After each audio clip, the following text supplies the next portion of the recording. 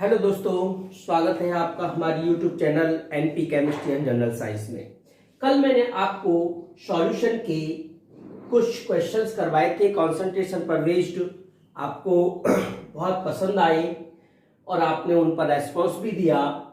देखिए, आज भी मैं क्वेश्चन ले रहा हूं और इनको ध्यान से देखें। ये इंपॉर्टेंट क्वेश्चन हैं और वरियस एग्जाम में पूछे गए हुए।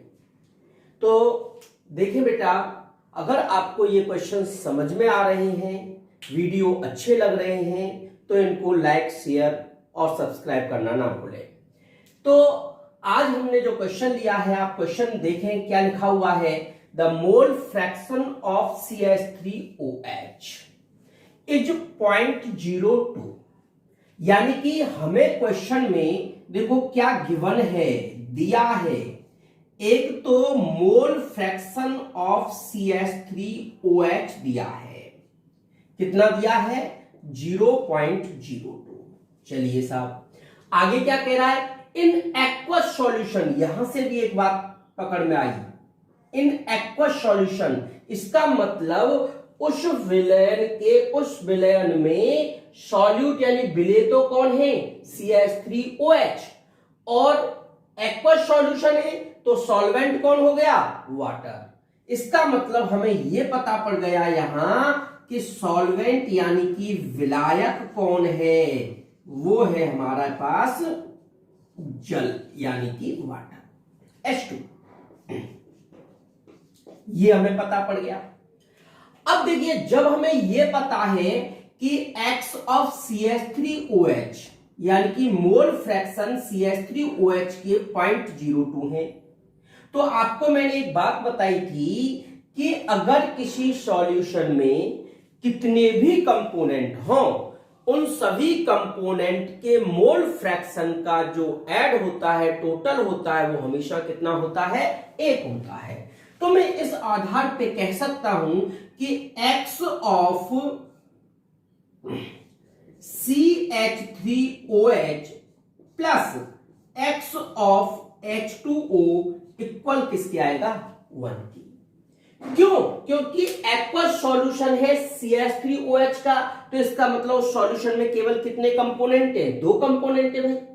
तो दोनों कंपोनेंट के मोल फ्रैक्शन को जब मैं ऐड करूंगा तो कितना आएगा, 1 आएगा। ये हम पहले बात कर चुके हैं। अब आप देखिए, आपको ये पता है कितना है, 0.02 plus X of H2O equal to 1।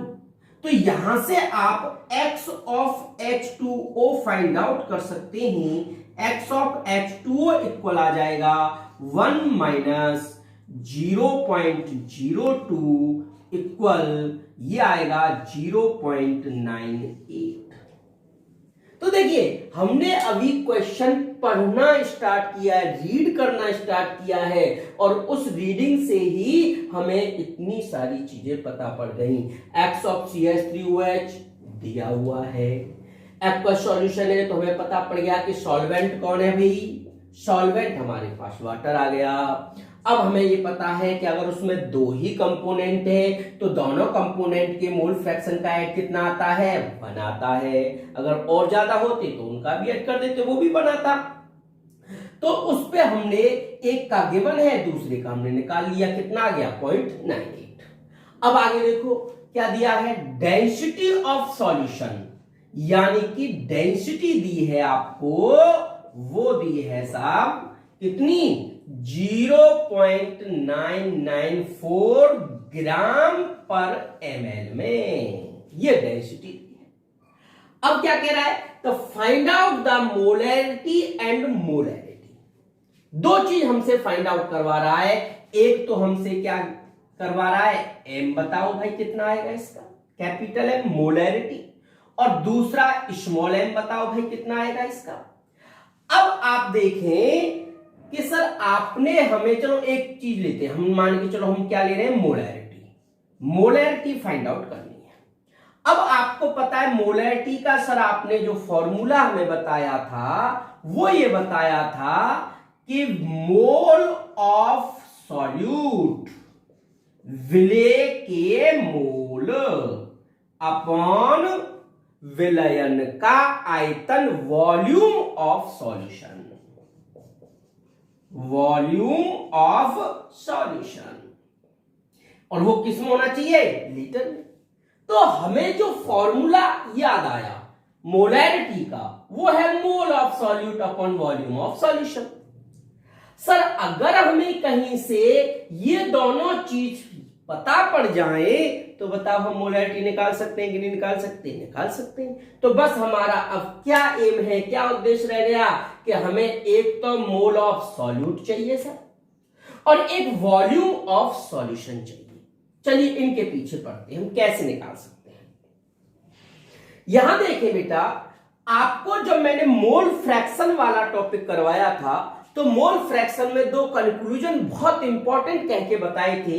एक तो ये रहा कि उन जितने भी कंपोनेंट होंगे उन सभी कंपोनेंट के मोल फ्रैक्शन का ऐड 1 आएगा। एक और कंक्लूजन निकाला था हमने कि अगर कोई से दो कंपोनेंट ले लो, उनके मोल फ्रैक्शन का जो रेशो होता है वो उन्हीं कंपोनेंट के मोल रेशो के इक्वल आता है। ध्यान करो, मैंने ऐसे कहा था x of a upon x of v equal आएगा n upon a upon n suffix a upon n suffix p। Means अगर कंपोनेंट दो हैं a एंड b तो उनके मोल फ्रैक्शन का रेशियो वो इक्वल होगा उन्हीं के मोल रेशियो के। अब हमारे पास दो कंपोनेंट यहां पे आप देखो, a की जगह तो हमारे पास कौन है? CH3OH। b की जगह कौन है? H2O। तो यहां पर भी कौन आएगा? CH3OH। यहां भी कौन आएगा? H2O।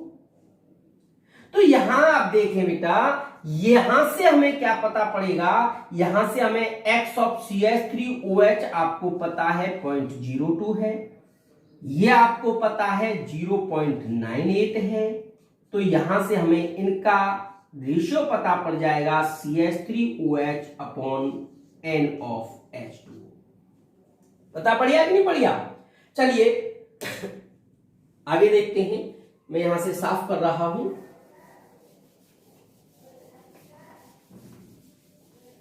अब देखो, जब हमें यह पता पड़ गया तो यहां से आप देखो इसको और सॉल्व कर सकते हैं। इसको अपन करेंगे तो क्या निकल के आएगा? देखो N of CH3OH upon N of H2O equal आ जाएगा 1/49।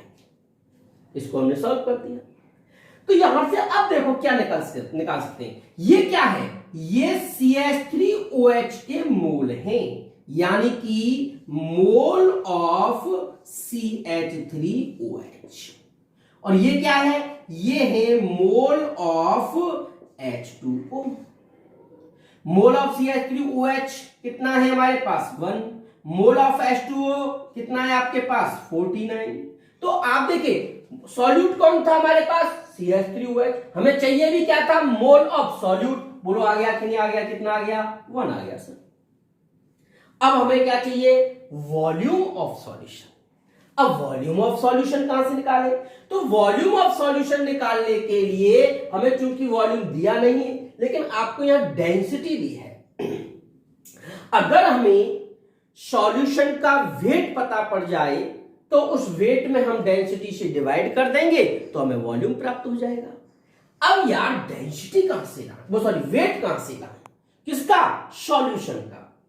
सर एक बात बताओ, ऐसे तो निकल सकता है ना, हमें सॉल्यूशन का वेट चाहिए, सॉल्यूशन का वेट नहीं पता, तो हम ऐसा कर सकते हैं सॉल्यूट के वेट को और सॉल्वेंट के वेट को ऐड कर देते हैं, आ जाएगा सॉल्यूशन का वेट। मैंने कहा यार बात तो तुम्हारी सही है भाई, विलेय का भार और विलायक का भार अगर आप ऐड कर दोगे तो आपको विलयन का भार प्राप्त हो जाएगा। अब बात ये आती है सर यहां तो विलेय का भार भी नहीं है और विलायक का भार भी नहीं है, ऐड कहां से करें? अरे भाई कोई बात नहीं, हमें मोल तो पता पड़ गए। अब जब मोल पता पड़ गए तो आप एक बात बताओ, इनके मॉलिक्यूलर वेट आपको पहले से पता होते हैं, तो हम कहेंगे molecular weight of CH3OH and molecular weight of H2O। ये आप निकालो। मॉलिक्यूलर वेट ऑफ H2O आपको डायरेक्ट याद होता है, 18 हो गया। And molecular weight of CH3OH आप देखो 12 और 3 15 और 1 16 है और 16 32 हो गया। तो इन दोनों के मॉलिक्यूलर वेट पता पड़ गए। अब जब आपको मॉलिक्यूलर वेट पता पड़ गए तो आपने एक फॉर्मूला पढ़ा हुआ है मोल का। मोल बराबर होता है वेट इन ग्राम अपॉन मॉलिक्यूलर वेट। नहीं पता? बिल्कुल पता है सर। तो हमें क्या चाहिए? वेट। तो मोल इंटू मॉलिक्यूलर वेट हो जाएगा कि नहीं हो जाएगा? हमें चाहिए वेट, तो आपका फॉर्मूला बन गया मोल इंटू मॉलिक्यूलर वेट। लो सर, अब यहां से हम क्या क्या निकाल सकते हैं? यहां से हम वेट ऑफ CH3OH निकाल सकते हैं। ये लो वेट ऑफ CH3OH निकालो। कैसे निकालेंगे? वेट ऑफ CH3OH, CH3OH का वेट निकाल दो तो मोल भी किसके लोगे? CH3OH के। मॉलिक्यूलर वेट भी किसका लोगे? CH3OH का। ध्यान रखना इस बात को। तो वेट मोल किसके लिए? CH3OH का मोल कितना आ रहा है? 1 इंटू, तो CH3OH का मोल कितना था अपना? 1। अब into molecular wait, molecular weight कितना है? 32। तो ये कितना आ जाएगा आपका? 32 ग्राम। ऐसे ही हमने CH3OH का वेट निकाला है, ऐसे हम किसका निकाल लेंगे? सॉल्वेंट H2O का वेट निकाल लेंगे। सो W ऑफ H2O वो कितना आ जाएगा? Mole into molecular weight. Mole कितना है H2O के? 49 इंटू मॉलिक्यूलर वेट कितना है? 18। इसको इंटू कर दो, कितना आएगा? चलो अलग से इंटू कर ले, अपन यहां इंटू करते हैं इसको। 18 इंटू 9 तो कितना आएगा? 162 टू 16 और 18 इंटू 4 72 और 16 कितना हो जाएगा? 72 एंड 16 8। ये आपका वेट ऑफ H2O आ गया। अब आप देखो, हमें विलेय का भाग वेट ऑफ सॉल्यूट पता पड़ गया, हमें विलायक का भाग वेट ऑफ सॉल्वेंट पता पड़ गया। तो हम अब क्या कर सकते हैं? बोलो, हम क्या निकाल सकते हैं यहां से?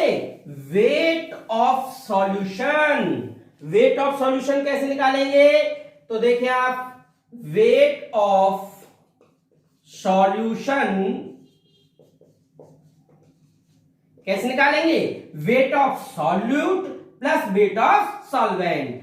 तो 32 प्लस 882 ऐड कर दो, 4 1 एंड 914 ग्राम आ गया भाई। अब आप देखो, ये वेट ऑफ सॉल्यूशन है, हमें चाहिए वॉल्यूम ऑफ सॉल्यूशन। तो आप क्या करेंगे? वॉल्यूम ऑफ सॉल्यूशन वो कैसे निकालेंगे? Mass upon density. अब बताओ बेटा, मास कितना है अपना? 914। किसमें आया था? ग्राम में। अपॉन, और डेंसिटी कितनी दी हुई है? 0.994। चलिए 0.994 किसमें दी हुई है? ग्राम पर ml में। ये लोग ग्राम पर ml, ग्राम से ग्राम कट जाएगा, ml ऊपर पहुंच जाएगा। तो हमारे पास जो वॉल्यूम आया है वो आ गया, इतना आ गया सर। अब देखो, हमें चाहिए क्या था? एक तो मोल ऑफ सॉल्यूट चाहिए थे मोलारिटी निकालने के लिए, एक वॉल्यूम ऑफ सॉल्यूशन चाहिए था। दोनों हमारे पास अवेलेबल हो गए, तो अब हम आराम से मोलारिटी निकाल सकते हैं। तो कैसे निकालेंगे मोलारिटी? कि molarity equal to mole of solute, विलेय के मोल, और विलेय के मोल कितने थे 1, एंड वॉल्यूम ऑफ सॉल्यूशन, विलयन का आयतन ये रहा 914 अपॉन 0.995, लेकिन ये किसमें है ml में, ml में तो ऊपर कितने का इंटू करना पड़ेगा 1000 का। तो इस तरीके से आप इसकी मोलैरिटी फाइंड आउट कर सकते हैं। अब बात आती है मोलैरिटी की कि सर मोलैरिटी बताओ। मोलैरिटी के लिए मैंने वही चीज हमने क्या बताया था, विलेय के मोल यानी कि मोल ऑफ सॉल्यूट अपॉन विलायक का भार, विलायक का भार यानी कि वेट ऑफ सॉल्वेंट, और ये भार अगर ग्राम में है तो आपको 100 का इंटू करना पड़ेगा। अब आप देखें क्या हमें ये वैल्यू पता है क्या, विलेय के मोल बिल्कुल पता है कितना है 1, विलायक का भार बिल्कुल पता है कितना है WFH2O 882, और अगर ये ग्राम में है तो ऊपर कितने का इंटू हो जाएगा, ये लो साहब, ये इसकी मोलैरिटी आ गई। तो इस तरीके से हमने दोनों चीज फाइंड आउट करनी, मोलैरिटी एंड मोलैरिटी। तो आप ऐसे कर सकते हो। अब आप देखो कल जो क्वेश्चन हम आपको पुटअप कर रहे थे कि अगर किसी सॉल्यूशन की हमें दोनों वैल्यू निकालनी है, मोलैरिटी भी निकालनी है एंड मोलैरिटी भी निकालनी है, तो वैल्यू किसकी ज्यादा आएगी वो आप यहां से देख सकते हैं। देखिए इसकी वैल्यू है 1000 अपॉन 882 और इसकी वैल्यू 1000 अपॉन 914, और ये ऊपर जाएगा तो 995 अपॉन 914। तो आप खुद देख सकते हो वैल्यू किसकी ज्यादा आएगी, स्मॉल एम की वैल्यू स्मॉल एम की ज्यादा आएगी। लेकिन अगर हम स्ट्रेंथ की बात करें कि कंपैरेटिवली किसके अंदर सॉल्यूट ज्यादा होगा, तो फिर किसके अंदर सॉल्यूट ज्यादा होगा, कैपिटल एम के अंदर। ठीक है, चलिए बात करते हैं अगले क्वेश्चन की। तो next question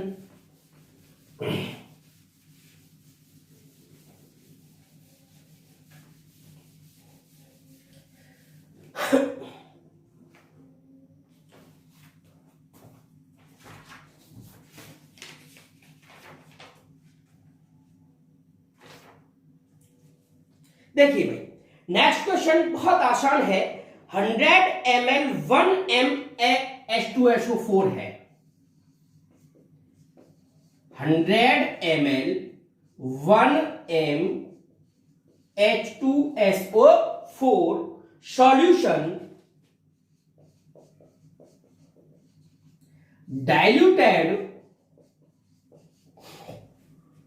by adding 400 ml water.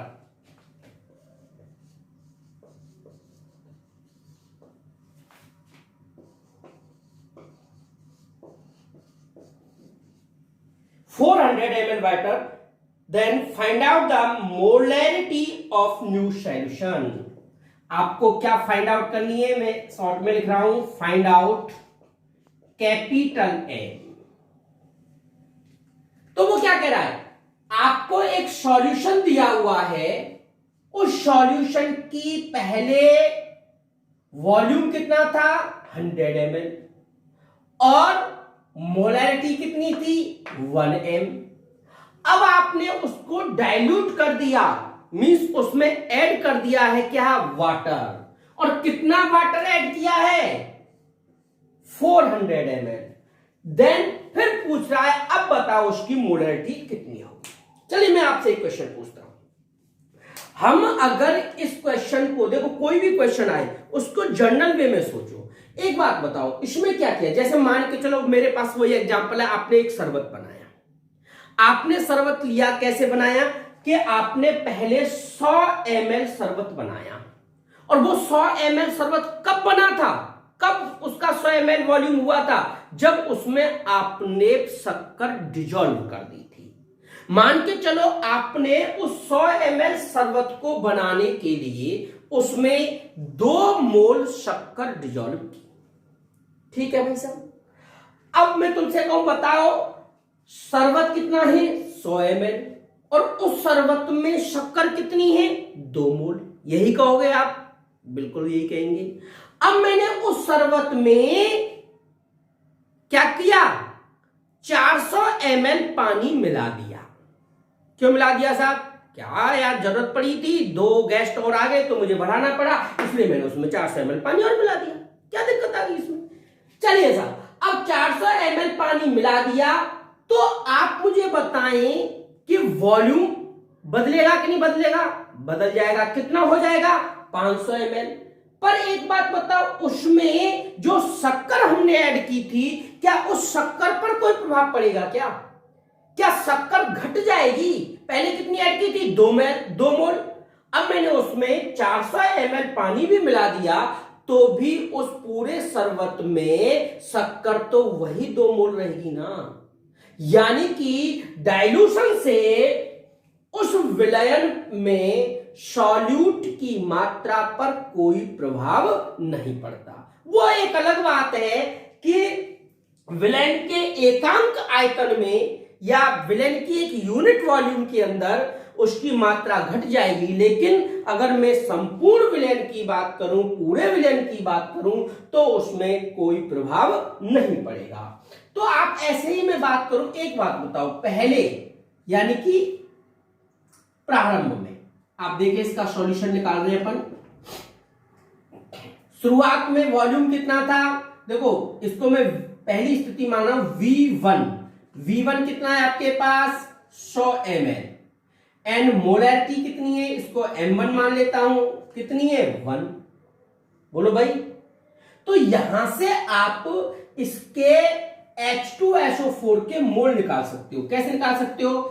M बराबर बताया, M इक्वल बताया था, क्या बताया था? विलेय के मोल। विलेय के मोल, मोल ऑफ सॉल्यूट अपॉन विलयन का आयतन, वॉल्यूम ऑफ। अगर ये वॉल्यूम मिलीलीटर में है तो आप इसमें क्या करोगे? 1000 कर दो। हमें क्या करना है? विलेय के मोल निकालने हैं। ये लो मोल निकालो। मोल तो ये क्या हो जाएगा? M into V. अरे बोलो भाई। और अपॉन 1000 तो ये हो जाएगा M इंटू वी। यदि ये ml में है तो अपॉन 1000। अब देखो M कितना दिया है? 1 इंटू वी कितना दिया है? 100 ml अपॉन 1000। तो बताइए इसके अंदर मोल कितने आ गए? 0.1 मोल।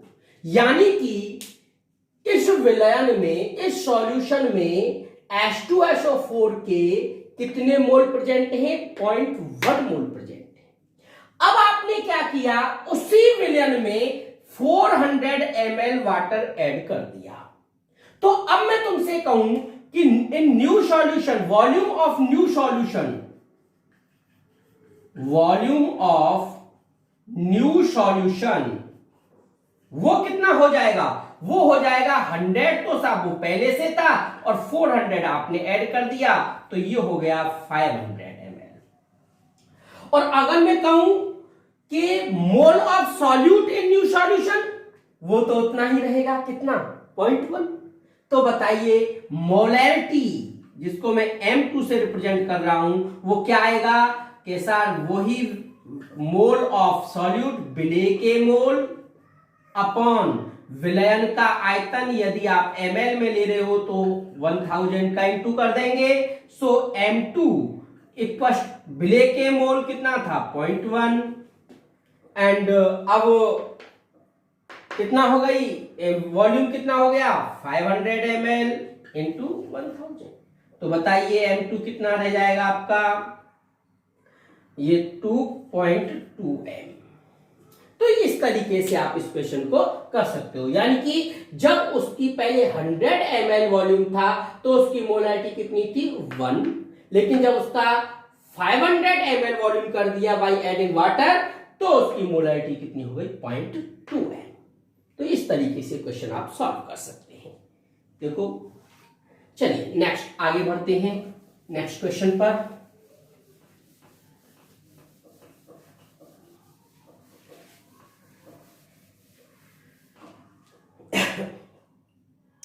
अगला क्वेश्चन देखें बेटा। देखिए अब इस तरीके के क्वेश्चन भी सॉल्यूशन के अंदर पूछे जा सकते हैं। क्वेश्चन क्या कह रहा है वो देखें। Find out the normality of mixture.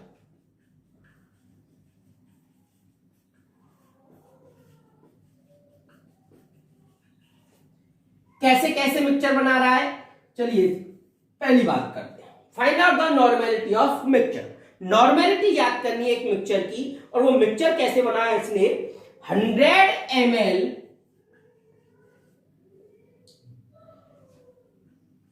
0.2 MH2SO4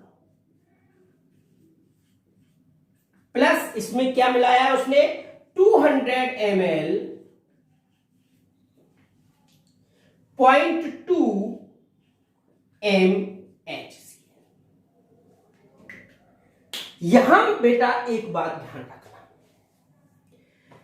अगर आपको इस तरीके के क्वेश्चन आ जाते हैं और वो कह रहा है कि आपके पास दो सॉल्यूशन थे, एक सॉल्यूशन था 100 ml 0.2 MH2SO4 का और दूसरा सॉल्यूशन था 200 ml 0.2 MH2SO4 का। तो इन दोनों को ऐड करने के बाद जो न्यू सॉल्यूशन बनेगा, उस न्यू सॉल्यूशन की आपको वो नॉर्मेलिटी भी पूछ सकता है और मोलैरिटी भी पूछ सकता है। तो अब हम उसको कैसे निकालें। तो देखो बेटा, आप जब भी इस तरीके के क्वेश्चन को सॉल्व करें तो सबसे आसान जो तरीका है वो ये है कि जो ये मोलैरिटी यानी कॉन्सेंट्रेशन देखा करो आपको किस में दी हुई है, मोलैरिटी में या नॉर्मेलिटी में। अगर कॉन्सेंट्रेशन नॉर्मेलिटी में दी है तो कोई टेंशन ही नहीं, और अगर मोलैरिटी में दी है तो आपको इसे नॉर्मेलिटी में चेंज कर लेना चाहिए अगर क्वेश्चन को आसान बनाना है। तो आप देखिए बेटा, इसकी नॉर्मेलिटी मोलैरिटी को नॉर्मेलिटी में चेंज करते हैं। देखिए इसका सॉल्यूशन आपको पता है H2SO4 का वैलेंसी फैक्टर कितना होता है 2, क्योंकि ये 2H डिसोसिएट होंगे इसमें से। वैलेंसी फैक्टर हो गया 2, और हमने आपको एक फॉर्मूला बताया था N इक्वल नॉर्मेलिटी और मोलैरिटी में रिलेशन बताया था N equal to M into valency factor. N equal to M into valency factor याद था कि नहीं था? नहीं था, वेरी गुड। नहीं होगा क्योंकि भूल जाते हैं सर, ये तो पता नहीं कौन से वीडियो में बताया था आपने, अब तक कहां याद रहता है। आज के बाद चलो इसको भूलना भी बंद करते हैं। ऐसे याद रखो, N फॉर नानी, N फॉर तो क्या हो गई नन, और M for mummy, N for नानी M फॉर मम्मी। अब आप खुद बताओ, नानी बड़ी होती है कि मम्मी? नानी बड़ी होती है। आपका वैलेंसी फैक्टर, किसी भी कंपाउंड का वैलेंसी फैक्टर लेस देन 1 नहीं होगा।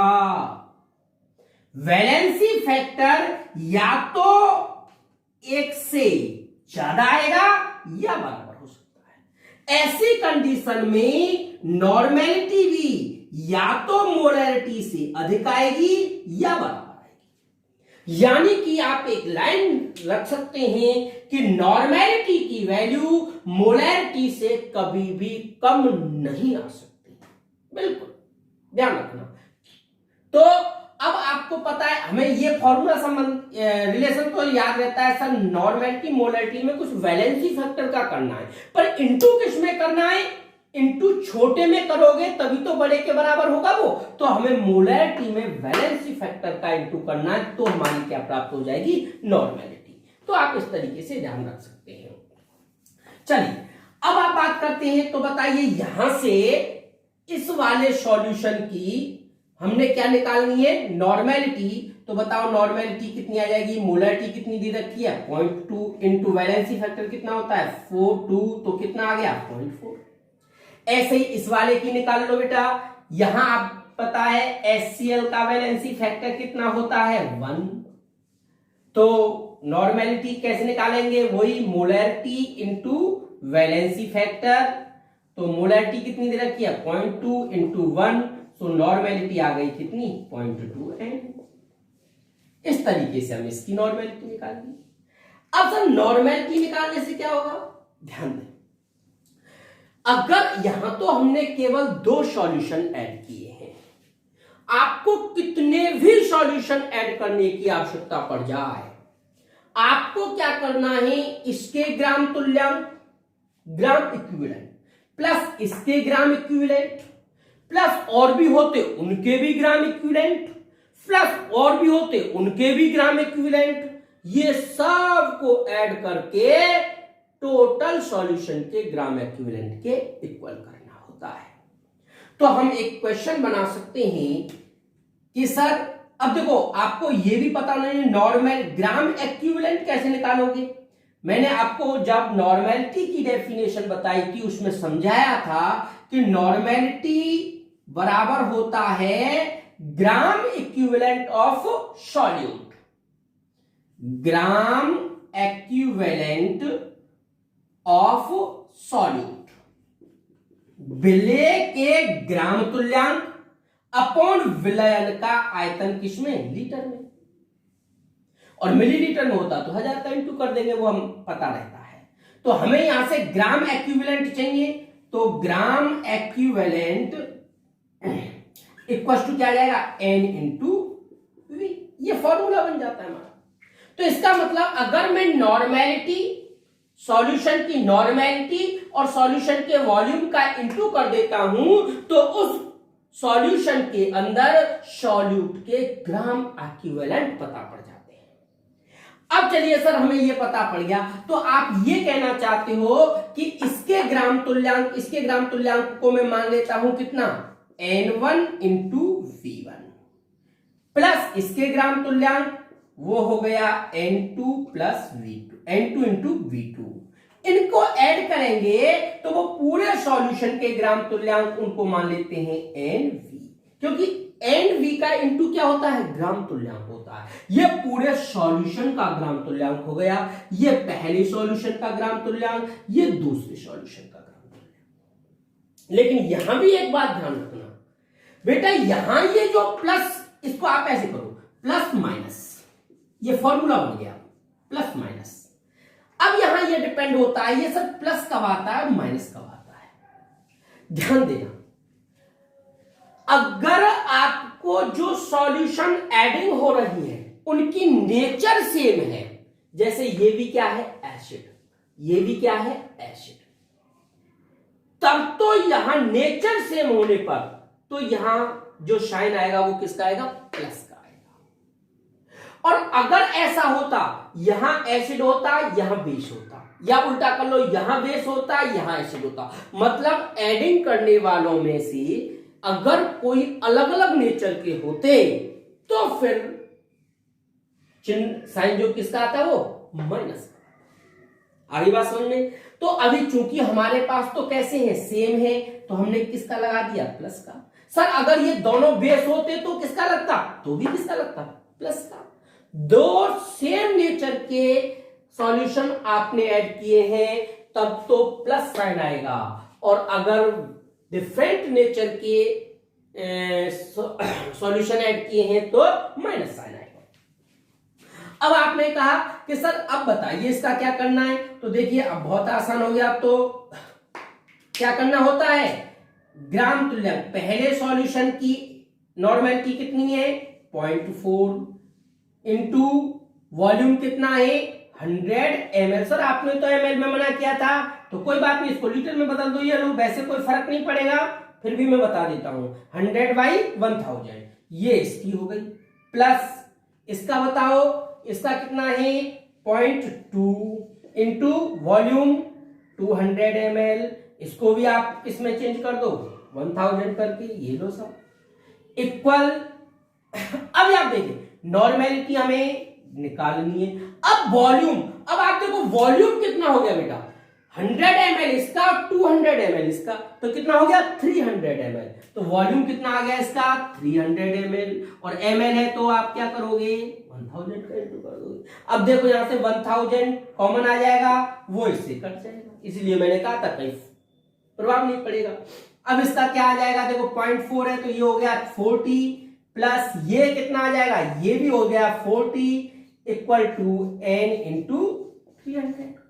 अब तो आप इसको सॉल्व कर सकते हैं। 40 प्लस 40, देखिए यहां से कर रहा हूं, 40 प्लस 40 कितना आ गया 80 इक्वल टू n इंटू 300।